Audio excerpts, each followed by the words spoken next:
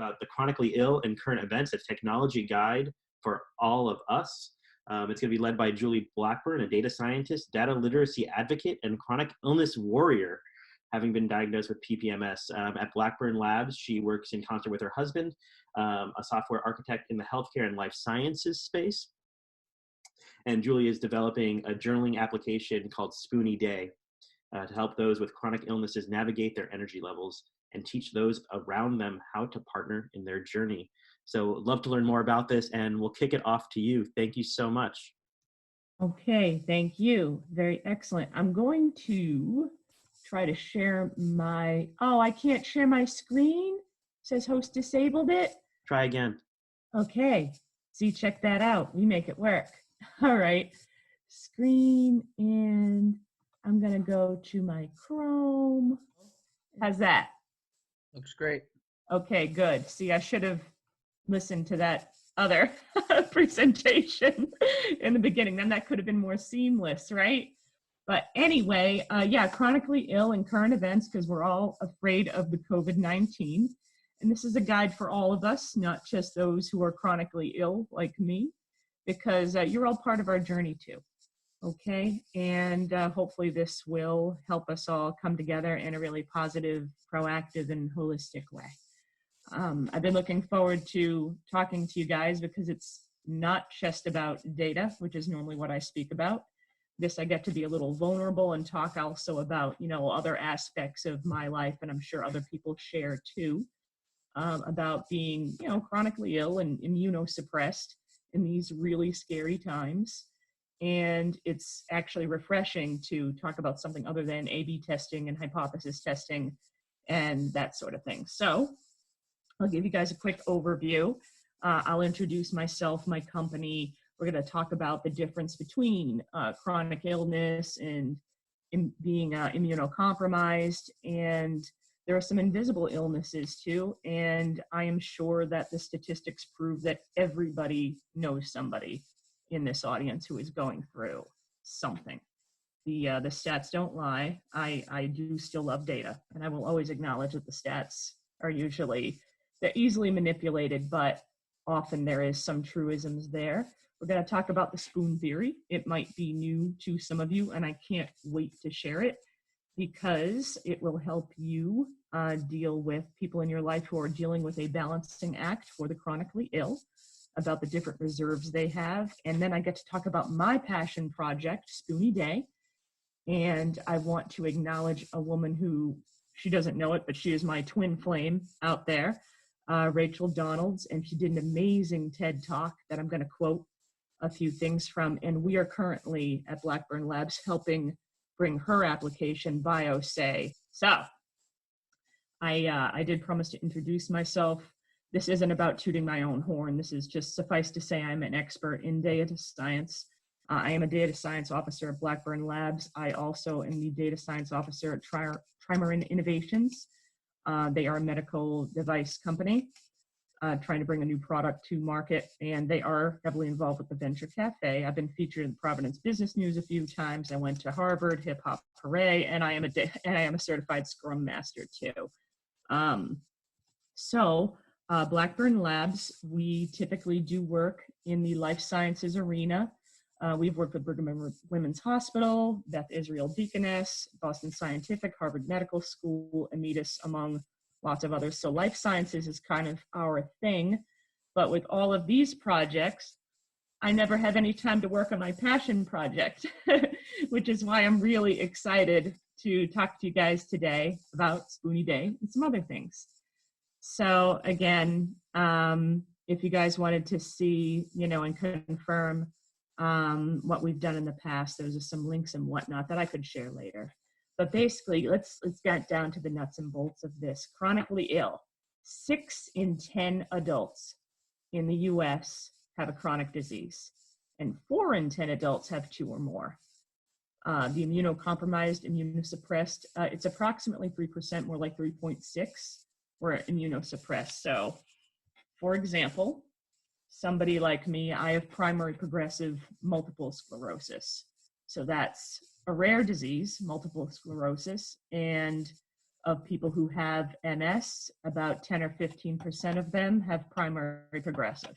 So it's a rare disease, and I have a nasty form of a rare disease, a rare portion of that. And because I have primary progressive MS, they put you on a disease-modifying therapy that decimates your B cells and makes you immunocompromised.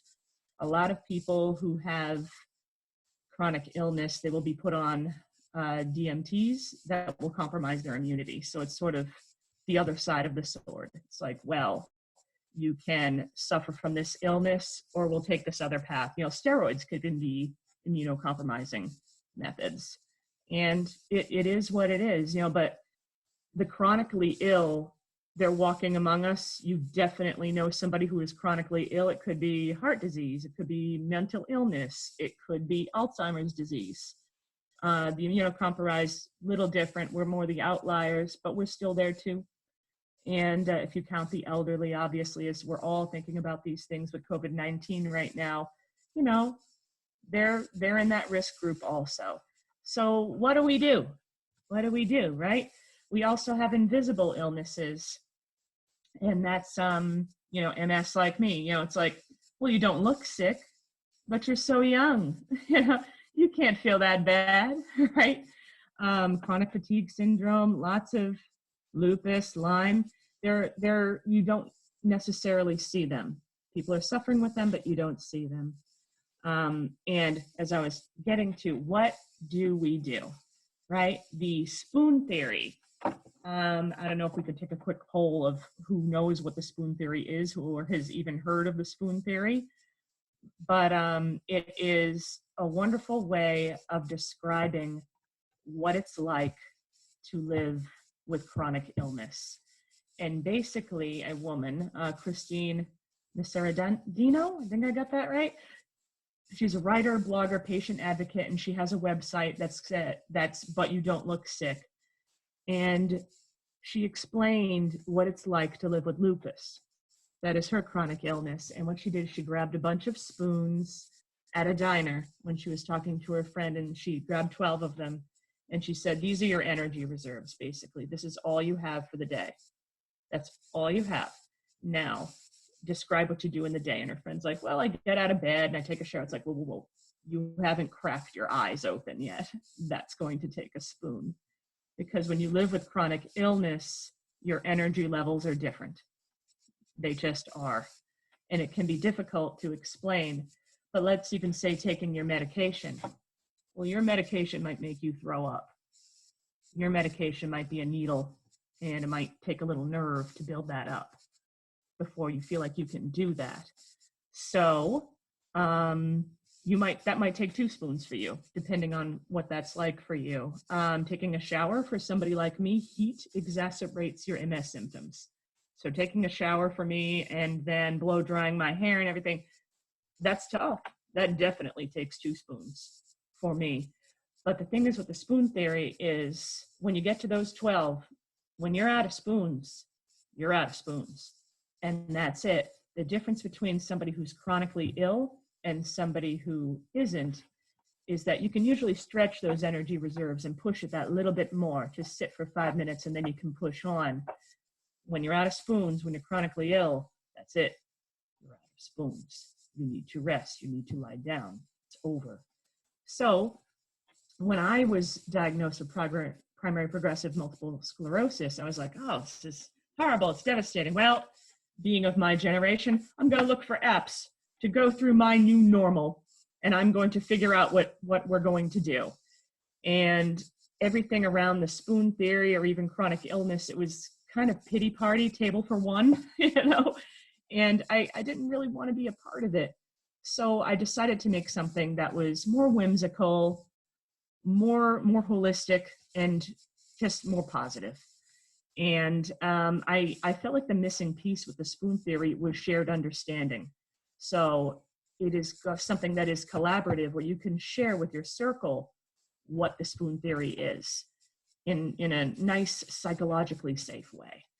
So why share your data? Why share it with that circle of trust There's a wonderful Harvard study of, I believe, 224 men over 75 years. And what they found is over all that time, and this was about happiness and how satisfied they were with their life, the people who fared the best were the people who leaned into their relationships with family, friends, community.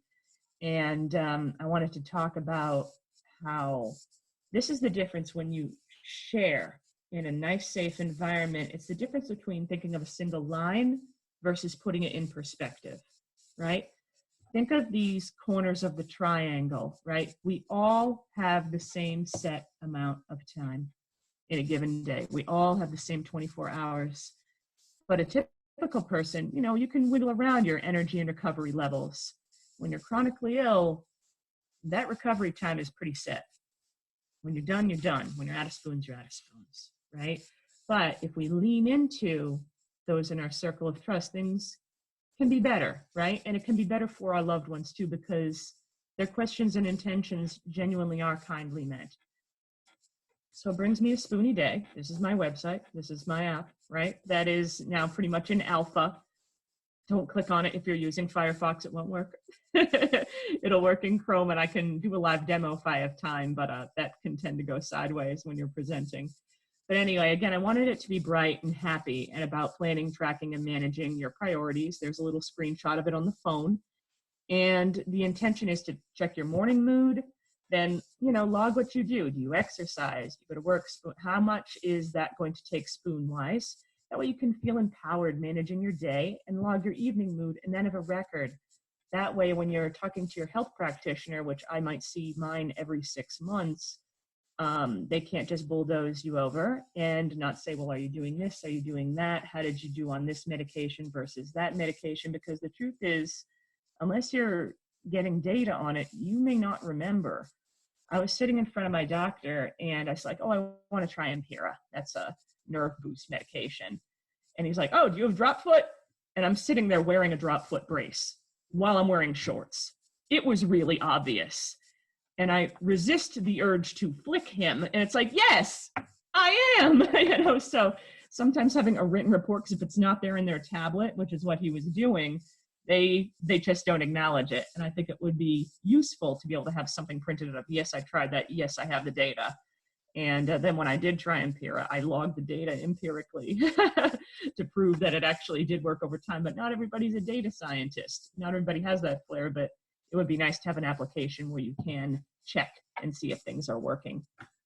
Anyway, I don't want to get too dry, but with the data, we are stronger together, all of our data together. And then we can kind of push it through that data hygiene cycle, okay? And up that maturity model, making sure that we can combine. I would love to see disparate applications working together.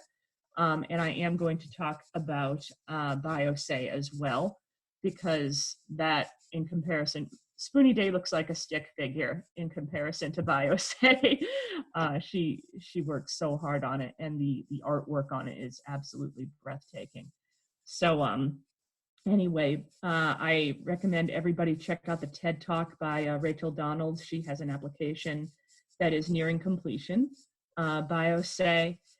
And basically her intention is, it would be great if we could imagine a world where health is collaborative. You know, our data is collaborative, and imagine where wellness is crowdsourced, because our data is our new crude, right?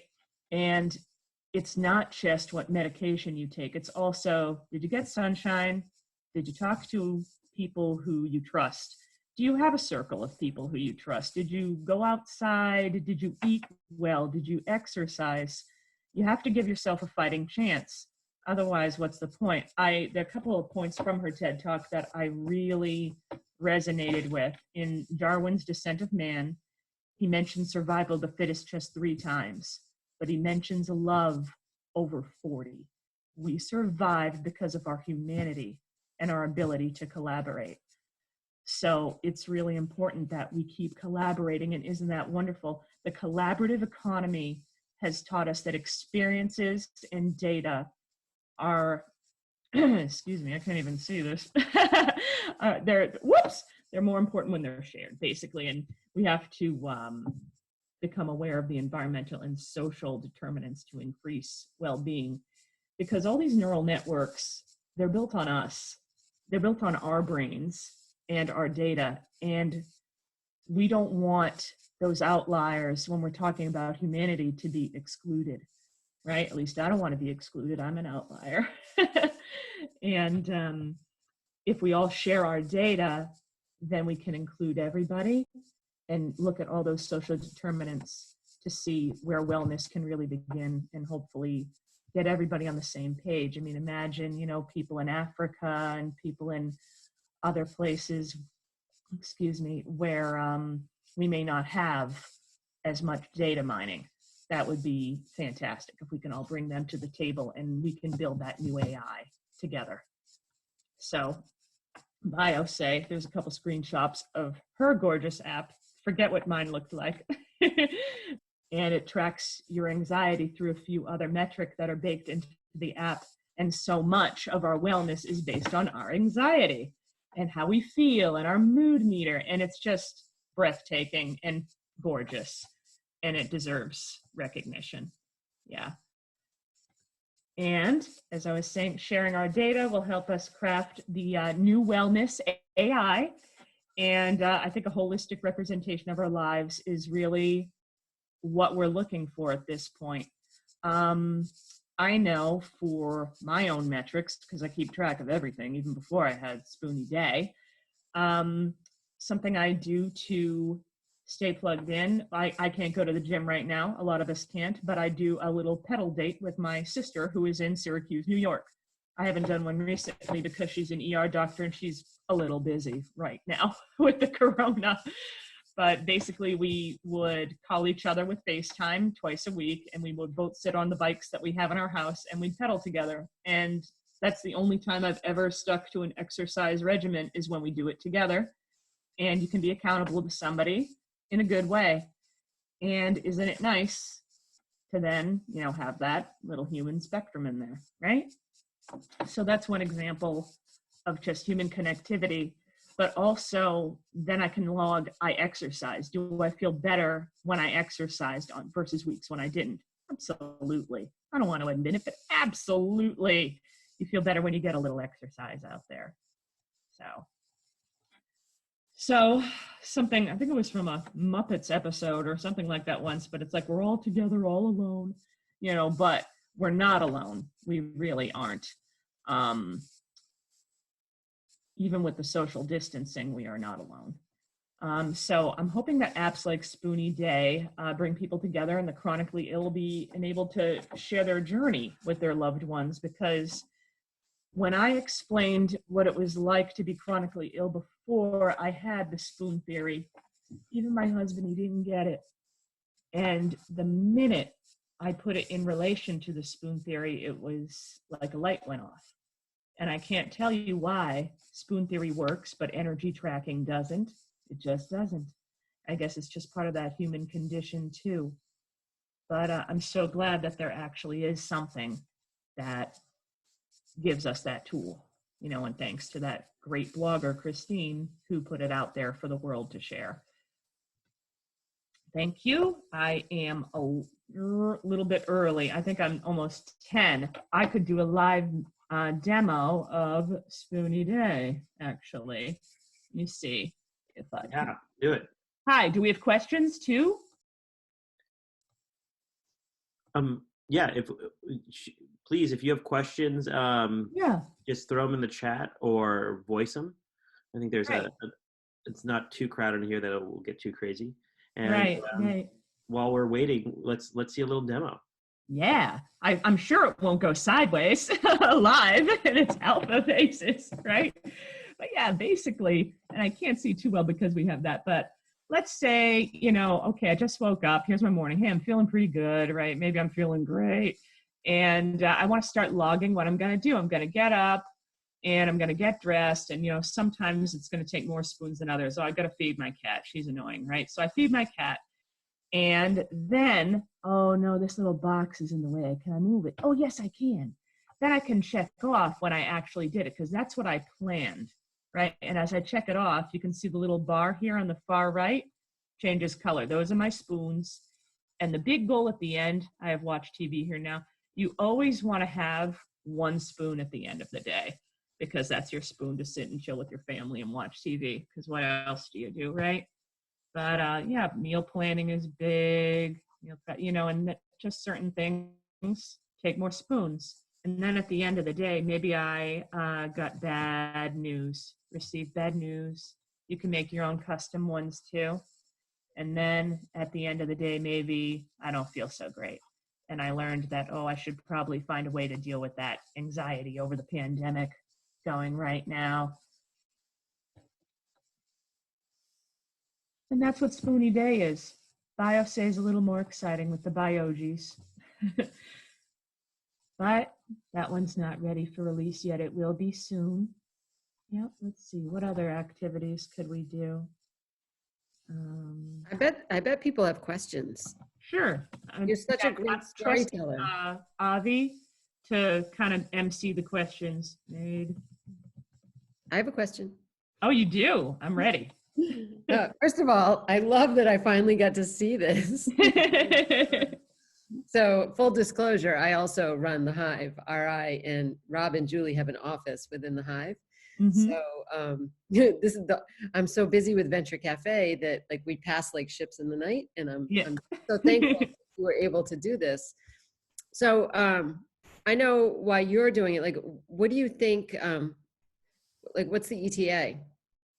The ETA on this, I mean, if you go to my website, you actually can. If I go to my website, which it's here, right? I hope everybody can see. There's the spoon theory. And basically, it's kind of alpha right now, but if you click on it, you can't download it to your phone yet. I haven't released it to the App Store, but there it is, nice and fresh. And you can monkey with it right here and there, get up, get dressed, whatever you have to do, and then check it off. So you can't save it right now or print it out, but I think that we'll be able to do that probably within, I'm thinking 3 weeks. Wow. So yeah. We work fast at Blackburn Labs because now I had something to talk. I got to talk about it. So my husband, who is the software architect, he can't tell me no anymore. Yeah. So I see so many different applications for this app, right? I mean, anxiety, people who, so I understand why you did it. Mm-hmm. And we're talking about specific target audience, but isolationism and anxiety is just, now it's just going to be, I mean, it was already bad and now it's going to be. Absolutely. Yeah, no, absolutely. It's definitely, part of that chronically ill, the mentally ill who can be forgotten. What we do as a family at Christmas is we go to nursing homes and we give out teddy bears around Christmas because or the holidays, I should say, a lot of the elderly are just forgotten, and that teddy bear could be the only thing they get during the season. And the nurses will tell us afterwards, oh my gosh, they go to sleep with them and everything. It's sad, but it's very true. I as a data scientist, you want to look for the trend, but as a human, I also want to look for the outliers, those people that get swept aside because we're not just data points. We're real things. We're real people. Yeah. Well, good luck. This is awesome. Keep us posted. We'll have to have you back in like 6 months and a year to give us. I wish this had been out earlier, and it's just kind of when you have so much business, it kind of hurts so good, and my project kind of got swept aside, for other people's dreams, and that's okay because they were paying clients and I expected my husband to work and architect something for free.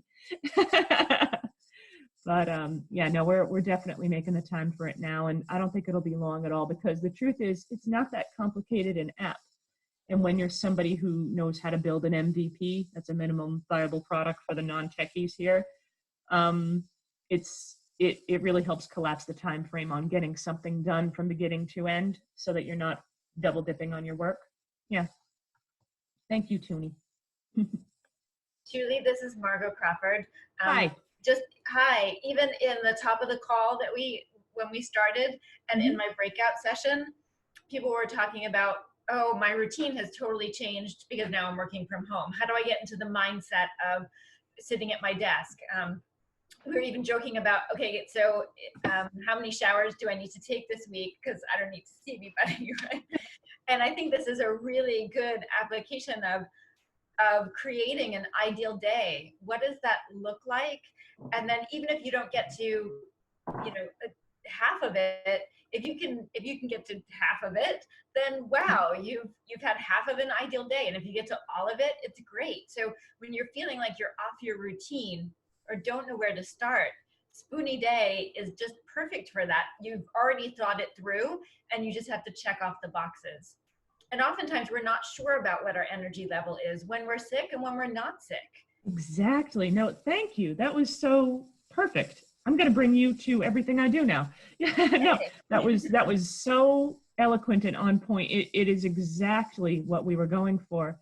Yeah, because basically even when you're just sort of figuring it out, because I had MS for years, I didn't know. My doctors didn't know. We were trying to figure it out. And I was always a planner and an organizer. And then to finally be at the point where I was at capacity, what do you mean? I can't just get 3 hours sleep and be cool? It was strange. So yeah, I like that this could shift to anybody. It really can. But my intent with it was to be able to share with your circle of trust so that they got what you were capable of doing in a day and wouldn't necessarily ask you to do too much. For example, it's like taking a shower is actually difficult for me. So it helps if I can do it in the evening. So then if they're saying, well, why aren't you watching TV with me and the kids? There's a reason. And they know that if I took my shower in the evening, that I'd have more energy to get done what we need to accomplish for the rest of the day tomorrow. And that's that. But yeah, planning your day and your week is exactly what this is about. Thank you, Margot. Erica, if you're still on, I'm just empathy. Which Tim is an empathetic leader and we talk about this all the time, but I just think this is so timely.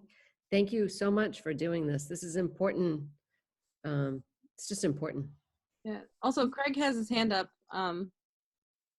Yes. Hello, unknown stranger. Yes, Craig. Hello, Julie. Hi. Thanks for sharing this. Have you given any thought into adding a social element to the app to perhaps allow people to provide each other with encouragement or support? That's an interesting suggestion. Yeah, my initial intention with this was just to be able to share it with a few emails. Like I would like to share it with my husband and maybe my doctor. But yeah, to socialize this is something that I could see maybe in a later version, like have it as a real social application. Absolutely. Yeah, and then people could like and, see what's going on, maybe see what else is relevant with other Spoonies too.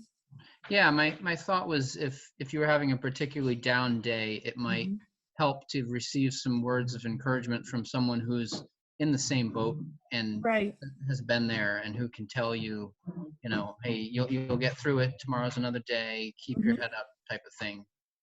I think that's a wonderful idea and a wonderful sentiment. Yeah. I'll have you comment on the alpha. Yeah, but yeah, absolutely. So that would require me adding some way to do post and then a comment field, but it's nothing Blackburn Labs can't handle. And you know that, Craig. We've met before, and it's just for full disclosure. Craig's a developer. Yeah, he's like, maybe I could develop that, is the only thing that isn't being said right now. He's a very talented developer. Thank you. So Julie, how I can see this used in a productivity aspect is looking at, so adding that social piece could be the piece where, yes, you get the feedback of encouragement, but also accountability.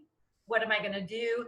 And then someone following up with you on that, or saying, hey, I noticed you didn't exercise yesterday. Yeah.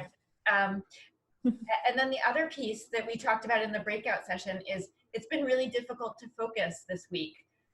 I would say this, for myself included, and I've been a productivity coach for 17 years. The news, what's happening to our friends and family, far and near to us, is disturbing at times. And so monitoring our anxiety so that we can be able to say, oh, this is why I didn't produce as much as I did 2 weeks ago.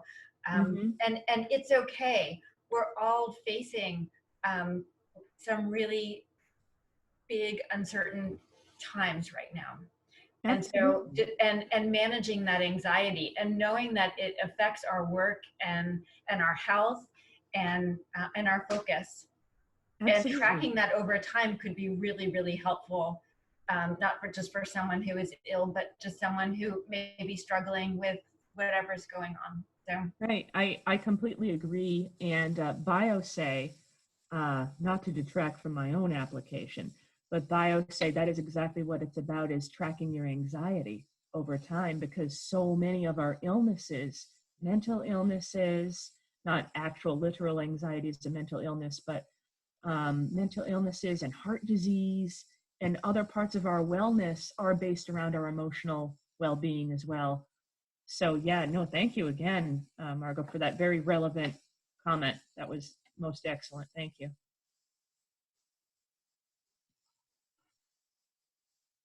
Well, thank you so much, Julie. I'm going to throw it out to the group out there. If you want to continue the conversation with Julie, we can throw you in a breakout room and can talk more about what the future for this app is, how to make it better, and how people can utilize it. So we thank you a lot. Great story, really compelling and really touching. Thank you.